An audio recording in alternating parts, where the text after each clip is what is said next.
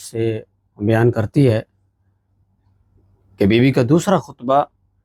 کہ جو بیوی نے ابن زیاد کے دربار میں دیا، یہ ملعون جب آیا تو اس نے اپنے لیے بہت زیادہ زینت کا اہتمام کیا ہوا تھا، غلام اور اپنے جتنے بھی اس کے جو دشمنان اہل بیت اس کے گرد جمع تھے، اور اپنے رعب و دبدبے کے ذریعے سے اور حقیر آمیز ہتک آمیز رویے کے ذریعے سے اہل بیت اطہار کی مذمت کرنا چاہتا تھا، یا اہل بیت اطہار کی توہین کرنا چاہتا تھا، یہ وہ نہ کر سکا۔ روایت کہتی ہے کہ یہ داخل ہوا تو اس کے بعد جب یہ بیٹھا تو اس نے حکم دیا مظلوم کربلا کا سر لایا گیا، اور امام حسین علیہ الصلوۃ والسلام کا سر مبارک اس کے سامنے روایت کہتی ہے کہ تشت میں رکھا گیا، اور پھر اس نے دوسرا حکم دیا کہ قیدیوں کو اندر بلایا جائے، اور جب قیدی اندر آئے مستورات مخدرات عصمت، امام زین العابدین بھی ساتھ تھے، تو روایت کہتی ہے کہ بیوی اس ٹائم ایک کونے میں آئیں، مخدرات عصمت کے ساتھ بیٹھ گئیں۔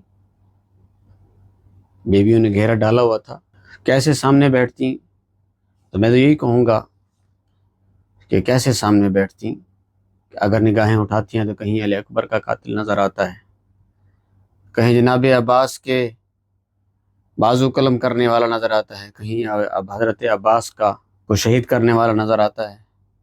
کہیں وہ نظر آتا ہے جس نے مظلوم کربلا کی گردن پہ چھری چلائی تھی۔ نگاہیں اٹھاتی تو کس کے لیے اٹھاتی؟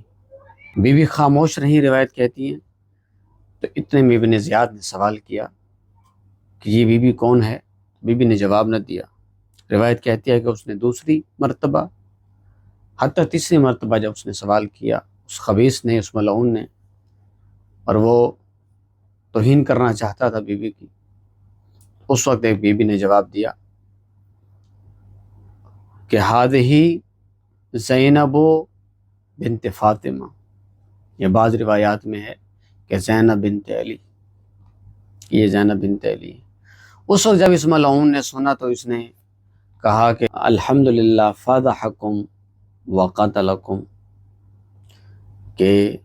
تمہیں رسوا کیا اور تمہارے جوانوں کو قتل کیا۔ تو پھر بی بی خاموش نہیں رہی،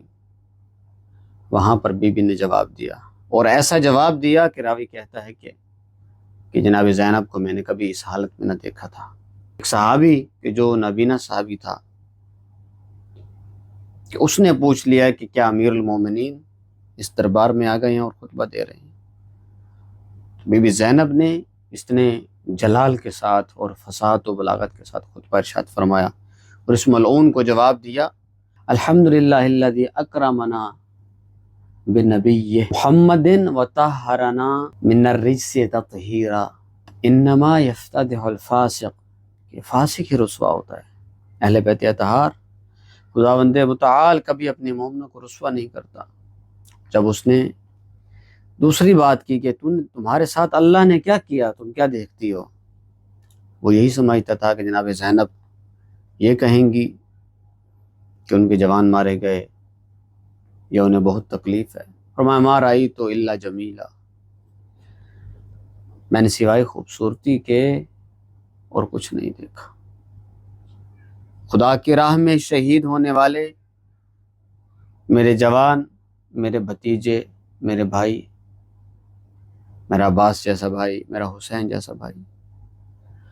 یہ سارے شہید اللہ کے وہ شہید ہیں کہ جن کی شہادت خداوند متعال نے لکھ دی تھی، انہوں نے اپنے وعدے کو وفا کیا، ان کے ساتھ ان کی شہادت کا وعدہ تھا خدا کی طرف سے، انہوں نے اپنے وعدے کو نبھایا، اس سے زیادہ اور کچھ نہیں ہوا۔ اور وہ دن دور نہیں کہ جب تمہیں اور ہمارے شہداء کو خدا کی بارگاہ میں حاضر ہونا ہے، تو تم تیار ہو جاؤ کہ تم خدا کو کیا جواب دو گے کہ آل رسول کا خون بہا کر تم نے جو کام کیا ہے، اور وہ ظلم تم نے کیا ہے جو کسی امت نے اپنے نبی کی آل پر نہ کیا تھا۔